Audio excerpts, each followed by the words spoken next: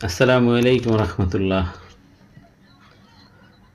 আজকে আমাদের বাংলাদেশে কাকরাইল মসজিদে সাদ সাহেবের অনুসারীরা একত্রিত হয়েছে। ওনারা সরকারের উদ্দেশ্যে 4টি দাবি পেশ করেছে। দাবি 4টির মধ্যে একটি হলো, সর্বপ্রথমটি হলো যে সরকার যেন সাদ সাহেবকে বাংলাদেশে আসার জন্য অনুমতি দেয়। দ্বিতীয় দাবিটি হলো কাকরাইল মসজিদ এবং মাদ্রাসা এই দুটি সাদ সাহেবের অনুসারীদের মালিকানা সম্পত্তি, এটা যেন সরকার তাদেরকে বুঝিয়ে দেয়। 3 নম্বর দাবিটি হলো টঙ্গী ময়দান 1 বছর ওলামায়ে কেরামের দখলে থাকবে, 1 বছর সাদ সাহেবের অনুসারীদের দখলে থাকবে।